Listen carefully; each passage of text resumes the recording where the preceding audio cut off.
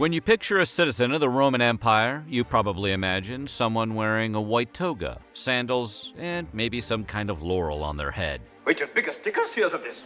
But despite what we see in movies like Gladiator and television shows like Rome, most Romans didn't really dress that way. Their togas. Movies didn't make that part up.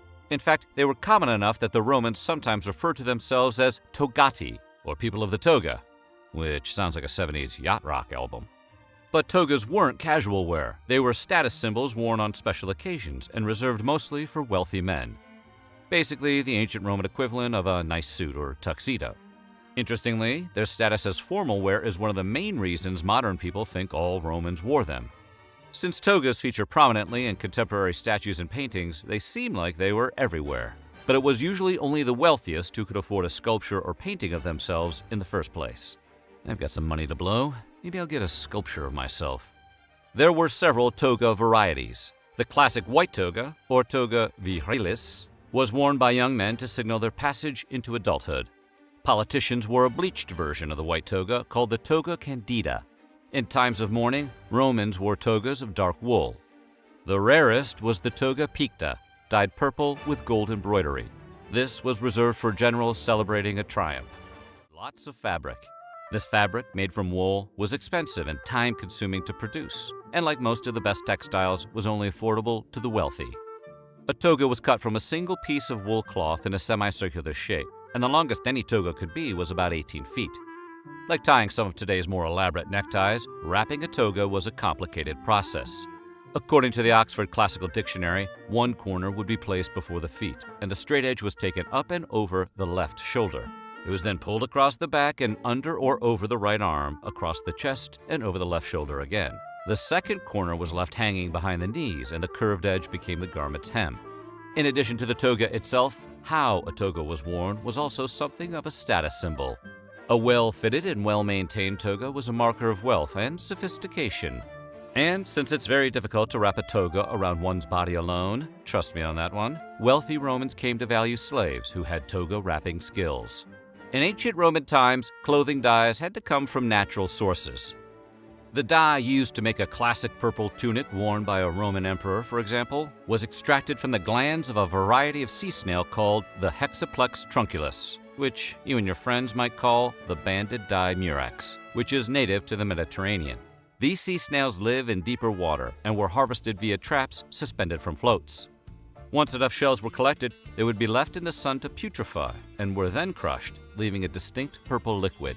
The name for this shade of purple was Tyrian purple. It was also sometimes known as royal purple or imperial purple. The Romans did not come up with the whole sea snail crushing thing. They actually learned the technique from one of their earliest rivals, the Phoenician civilization. The Phoenicians were seafaring and trading people based in the eastern Mediterranean. They were so heavily associated with purple dye, the name Phoenician is actually a Greek word for them that literally means purple. It's estimated that roughly 10,000 shells were needed to produce just 1 gram of purple dye. That was a tough time to be a sea snail. The dye manufacturing site at the ancient city of Sidon in modern-day Lebanon even included a waste dump of crushed shells about 40 meters high. It was known as the stola. This was a long, sleeveless garment that was sometimes hung from the shoulders with straps. If you want an easy point of reference for what that looked like, we point you to the Statue of Liberty, who is depicted in a stola. Stolas were worn only by married women, and the garment was considered a signifier of their status. Unlike togas, which came in numerous varieties that denoted social status, stolas were relatively simple, as women didn't have a wide spectrum of career opportunities. Instead, Roman women used jewelry and elaborate hairstyles to advertise their wealth and social rank. But Roman women took their clothes seriously. In 195 BC, they even marched in protest of the Lex Oppia, a series of laws enacted in response to the financial issues of the Second Punic War that restricted extravagant spending on fashion. The clothing item of choice for unmarried women was a simple tunic. The tunic was also the primary garment for lower-class men, as well as girls and boys. As early as 6000 BCE and probably no later than 3000 BCE. Chinese merchants gradually spread the luxury fabric across Asia via the famous Silk Road, and later it made it into the Middle East and eventually the Mediterranean. The Greeks and Romans were aware of the existence of China and its silk as early as the 4th century BCE. In their writings, they even referred to China as Ceres, literally the kingdom of silk. Silk made its way into Roman wardrobes by the 1st century BCE. There are even surviving references to it in the writings of Augustan poets like Ovid and Horace. The historian Suetonius recorded the fact that the Emperor Caligula was fond of wearing silk.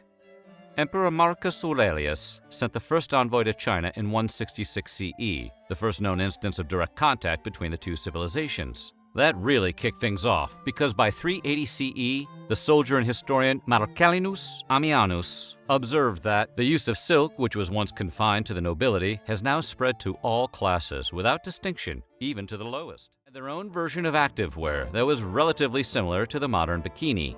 The top was called a stropium, or breastband, and it was often made of linen, and the bottom was called a subligaculum.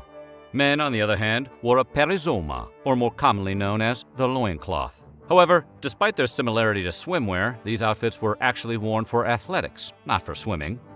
For example, a Roman woman might wear such an outfit to participate in sports like running, discus throwing, the long jump, or an ancient ball game that was one of the earliest forms of team sports. Archaeologists have recovered some of these garments.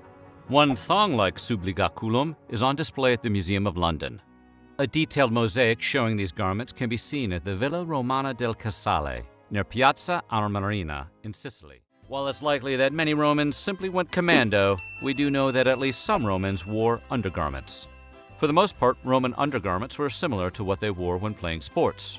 Roman men and women both sometimes wore a subligaculum, also called the sublicer, underneath their tunics. Roman women also wore the stropia, or an alternative support garment called a mamillare. Roman women also sometimes wore an undertoga, like a slip, called a suparus or suparum. Most of these garments would have been made from either linen or leather. Since nudity was somewhat taboo in their society, people from the lowest social strata, such as peasants or gladiators, were often depicted wearing nothing but their underwear. The movies got right is that the Romans did wear the sandals they are usually depicted in. Hey, show! But in reality, those sandals were mainly worn indoors. When venturing outside, Romans often wore shoes that fully covered their feet. These were often made out of leather and were available to all classes, although wealthier Romans did wear more expensive shoes. Some things don't change.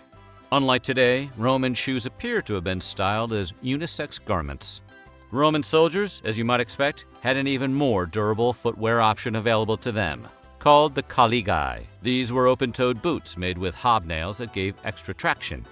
The Roman Emperor Gaius Caesar Augustus Germanicus, better known by his nickname Caligula, or Little Boots, received his nickname from the small boots made for him to wear on his father Germanicus's campaigns as a boy. Cute story, if Caligula wasn't synonymous with depraved tyranny. Wondered how people washed their clothes before soap or Tide Pods were widely available? Then here's a handy tip. They wash them in urine. You see, like modern cleaning products, urine is chock full of ammonia, a natural solvent that breaks up dirt and grease. In fact, even after soap became popular in Europe for personal hygiene, urine was still used to get rid of tough stains. Romans collected their urine in vessels that lined the streets. Pedestrians would simply stop and relieve themselves and continue with their day. When full, these urine jugs would go to a phylonica, or laundry. Once the urine was poured over dirty clothes, a Roman laundry worker would stand in the tub and stomp on it. That's a tough job, but it could be shittier. Those are a very sensible choice for the Mediterranean climate during the warmer months of the year. But the Romans conquered plenty of regions with less hospitable climates. Places in the empire like Great Britain and parts of southern Scandinavia get extremely cold, and in all fairness, Rome gets chilly too. So when Romans needed a cold weather option, they took socks knitted with a divided toe and wore them with sandals. Divers excavating an underwater Roman fort near the River Tees near Darlington in the UK discovered a razor handle carved to resemble a human foot, and it's clearly wearing sandals with socks. The look also appeared on a bronze statue discovered in Southwark. This proves that it's not just your dad that thinks socks and sandals are practical and fashionable. Some things never go out of style.